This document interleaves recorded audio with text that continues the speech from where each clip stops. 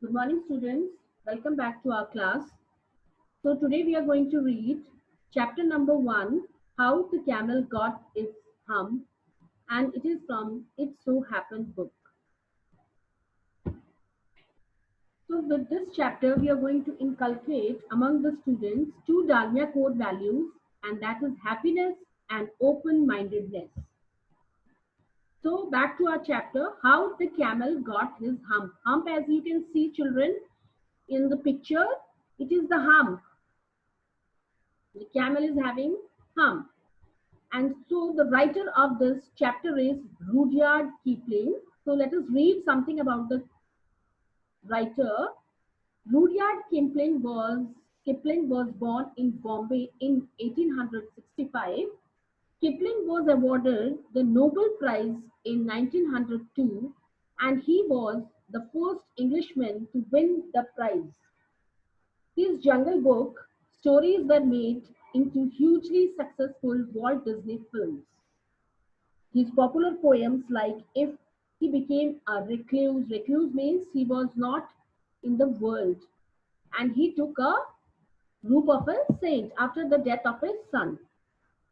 Kipling died in 1936. So back to our chapter. It is as you can see, it is an Arabian form, and at that time the world has just begun and the animals were working for humans. So in the beginning of years, when the world was so new and all, and the animals were just beginning to work for men, there was a camel and he lived in the middle of a howling desert. Why? Because he did not want to work. He was lazy. And besides, he was a hauler himself. Hauler means always sitting idle and not doing any kind of work. So he ate sticks and thorns and tamarisk and milkweed and prickles, most cruciating idle, sitting and eating all this desert plants. And when anybody spoke to him, he just said, hum, just hum and no more. Presently, the horse came to him on Monday morning with a saddle on his back and a bit in his mouth and said, he came to him and he came with a request, Camel, oh camel, come out and trot like the rest of us. Trot means to work like of us. We are also doing a lot of work. Why can't you? Said the camel, and the horse went away and told the man. Presently, the students, you can see there is no hump over the camel. So it is about the pastime. Presently, the dog came to him with a stick in his mouth and said, now again the dog has come to him, Camel, oh camel, come and fetch and carry like the rest of us. All we are fetching and we are carrying something on our back. Why can't you do something, do some work? Said the camel. And the dog went away and told the man. Presently, the ox came to him with the yoke on his neck and said, now he came and one man also came with him. So what he said, Camel, oh camel, come and plow like the rest of us. Come and plow the field like we are doing. Said the camel. And the ox also went away and told the man. Means all the animals came with the request, we are working so hard, why can't you? You also come and join us and work with us. So at the end of the day, the man called the horse and the dog and the ox together and said, now the man has seen all the scene. So now he called all the animals again. 303. I'm very sorry for you with the world so new and all. Now he's sorry because you are working so hard and this camel is just sitting idle. So I'm really very sorry for this. But the hump thing in the desert can't work, or he would have been here by now. Now the man is telling me only saying hump will not work out. He has to work. So I'm going to leave him alone and you must work double time to make up for it. Okay, the work which is on his side, which is on camel's side, you please do his side's work, and I'm going to leave this camel alone in the desert. That made the tree very angry. Yes, the tree became very angry. Why we should do his work? Why he can't do? So with the world so new and old, and they had a flyer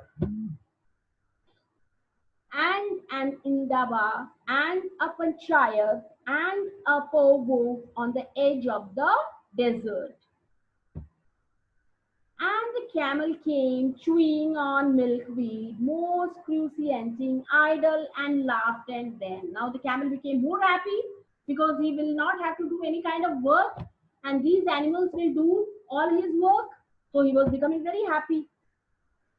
And then again he said, and went away again. Means he was not at all sad. His friends will be doing his share's work. So he only said, hum. Then he said, and went away again. Presently, there came along the jinn in charge of all deserts. Now the jinn, see the spelling is D-J-I-N-N, but the D is silent over here. So we spell it like jinn. So the jinn who was in charge of all the deserts, he came in front of the three animals. Now what he is saying? Rolling in a cloud of dust, jinn always travels that way because it is a magic.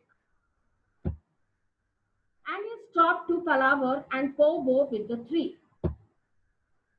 Jinn of all deserts, said the horse, is it right for anyone to be idle with the world so new and all?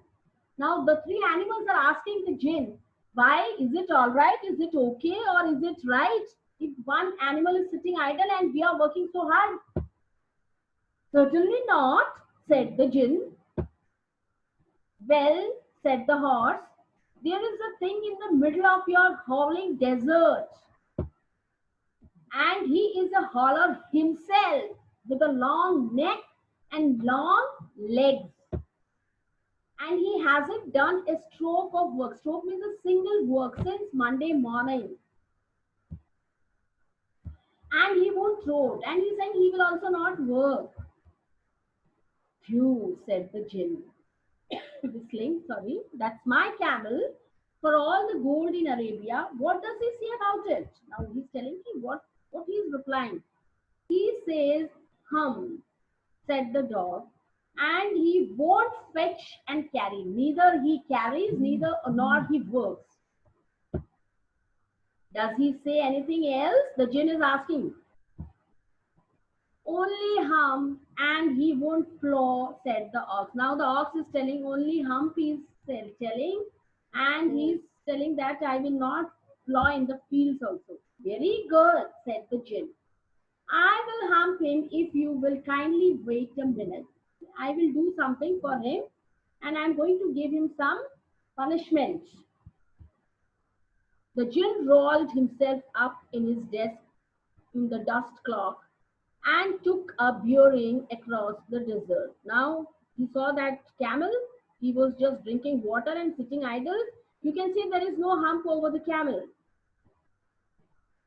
And found the camel most excruciatingly idle, looking at his own reflection in a pool of water. Now what was he doing? The camel was looking at his own reflection. My long and bubbling friend, said the jinn. Now the jinn is addressing the camel by long and bubbling friend. What is this I hear of your doing no work? With the world so new and all, why you are not doing any kind of work? Said the camel. Again the camel is not replying anything except hum. While the camel looked at his own reflection in the pool of water, he was still busy in looking at his own reflection in the water. You have given the 3 extra work ever since Monday morning. You were given the 3 extra works. Why you have not finished it? All on account of your excruciating idleness, said the jinn. And he went on thinking magics with his chin in his hand. Now he's thinking, what should I do with this camel? He's not replying anything except hum. Again, the camel said, hum. I shouldn't say that again if I were you, said the Jill. You might say it once too often. You have many times used this word hum. If I was in place of you, I would never say this word hum. Bubbles, I want you to go. Now he's telling, he's addressing the camel as Bubbles. And the camel said, hump again. But no sooner had he said it than he saw his back that he was so proud of, puffing up into a great big lolloping hump. The hump grew on his back, on Camel's back. And who did this? The Jinn did this. Do you see that? Said the Jinn. That's your very own hump that you have brought upon your very own self by not working. So, this is the gift, or you can think it like a punishment also, because every time you are just saying hump, hump, so I have given this hump to you itself. Today is Thursday, and you have done no work since Monday. So, when the work began, now you are going to work. How can I? Said the camel with the hump on my back. Now the camel is uttering some words. He is complaining. How can I do work with this hump on my back? That's made a purpose, said the Jinn. All because you missed those 3 days. So you will be able to work now for 3 days without eating and without drinking water, because you can live on your hump. So you can take it as a boon or a curse. And don't you ever say, I never did anything for you. Come out of the desert and go to the tree and behave. Now he's telling, go and join that tree animals and go out of this desert. Hump yourself. And the camel humped himself, hump and all, and went away to join the tree.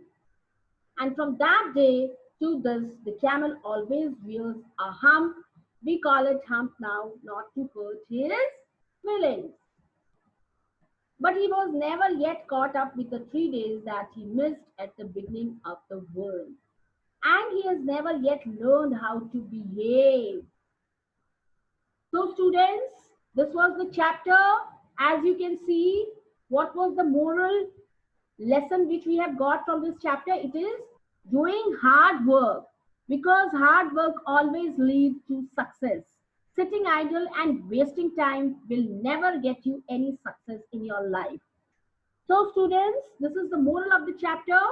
Because if you think, yeah, I will be the work for tomorrow, I will be doing it the day after tomorrow, then again the day after tomorrow, it will be just pile up your works and you will not be able to do even a single work. So students, always be honest, always be hard worker, and leave all your laziness. So students, stay at your home, stay fit, stay healthy. Thank you. We shall meet in our next class.